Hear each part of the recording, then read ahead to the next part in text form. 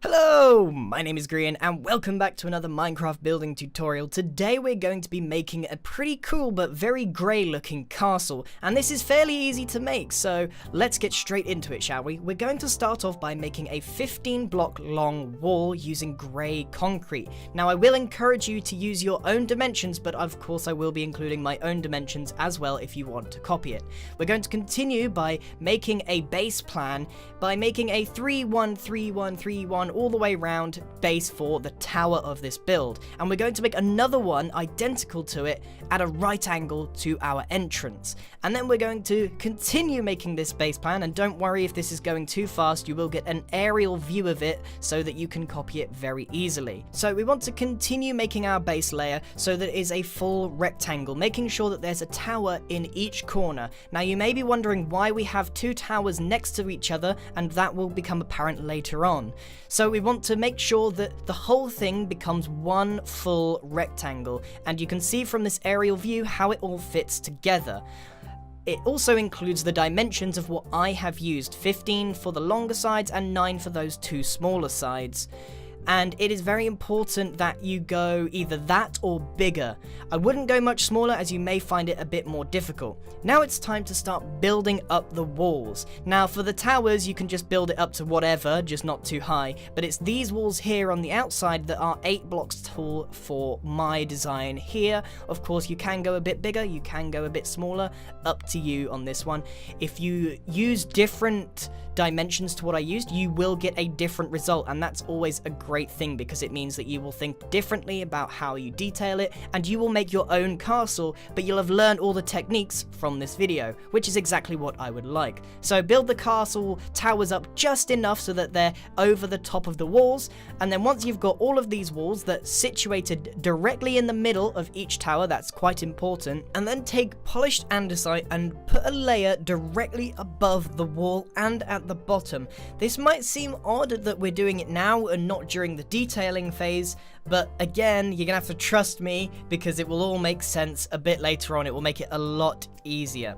So we want to make sure that we put the andesite at the top and the bottom of every single one except for the front one. We don't need to do that because we're going to be doing something different with the front a bit later on. Now you may have noticed that I just put one layer of blocks around the inside of the top of the wall, and that's because we're going to be having a platform on all 4 sides. Now it's time to raise up these towers to their true height, and I have put them at 26 blocks high. Now that's just a number that I made up to give it a good amount of height. You could indeed make your towers much smaller or even larger, but if you want something that's similar looking to mine, around 26 is good. Maybe a touch less or more, up to you.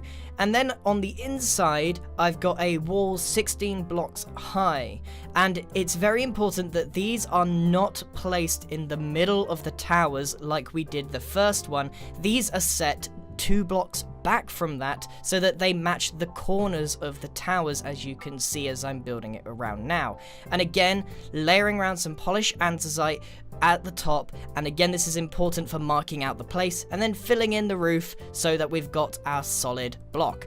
Now, this is why we have marked that out with andesite, because we will be layering around some stone brick staircase into the towers themselves. Each one will mimic exactly where we put the andesite earlier, except for the bottom layer. That will be for something else a bit later on. But this is why, so we mimic out exactly where the line is going to be, and that's going to go all the way around the castle on every single tower. You could indeed do that while you're making the towers if you really wanted to save some time, but for the sake of this video and demonstrating where it is, it's much easier just to replace it a bit afterwards. You're going to be needing all of those concrete blocks anyway. And now we're going to work on the top of the towers themselves, which is actually fairly simple.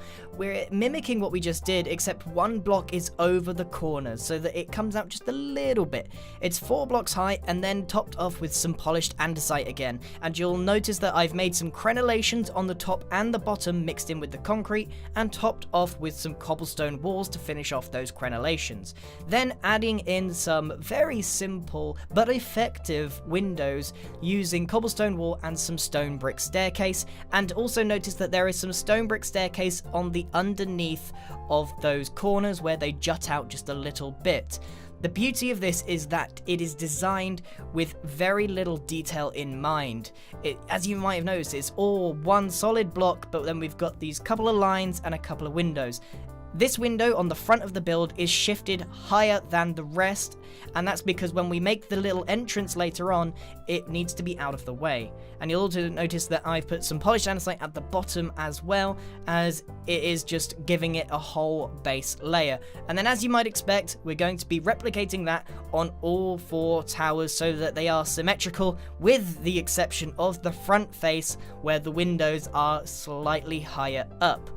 So it should look like it's really starting to come together. Yes, we got a few blank walls, but this is the size of the build we're looking at right now, and you of course may have something a bit bigger. Now it's time to work on the entrance itself. Now, mimicking the wall that we did at the start, leaving a large entrance space for a door. So that is 8 blocks high, and then we got some polished andesite running across the top and the bottom. And we're going to be mimicking the towers that we just did, but they are significantly shorter. How short is up to you. You could have them somewhere up the middle. I've got them in the lower third of the build. I don't want the entrance to be dominating at all. I want to keep it nice and simple and low down so that when you look at the castle, you look up to the main part of it. So we're going to be making 2 smaller towers exactly the same as each other, either side of that entrance that we just did, and then connecting up that platform by filling in the floor there, and we can actually use that as a bit of space later on. So now the structure is really starting to come together, and it's time to get into the nitty-gritty details of this build. So let's start with this front face while we're here. Let's widen the doorway, and this is pretty much the detail style that we're going to use. Lots of crenellations, and then we've got some alternating style of like a block space, block space, block space, but they never meet in the middle. We just got some windows. There's a log frame just behind the door, and then to mimic an open drawbridge, we're adding in some spruce log and some staircase down below, with some iron fence that mimic some chains holding it open. Right, and now on the front face above, we've got a much larger space to work with, and there's so much flexibility here. I'm keeping it fairly simple. I've got 2 full pillars on the right and left, plenty of windows in the middle, and then again that block space on the top. Now we've got an entirely blank canvas on the rest of our walls here, so I'm definitely going to make sure there's crenellations on the top of those polished andesite. And then I want you to kind of think about what you might do. My advice here would be keep it simple, much like I am, and keep it on straight lines. I wouldn't go horizontally. I would always keep the details going vertical, as we do want the whole build to sort of follow upwards.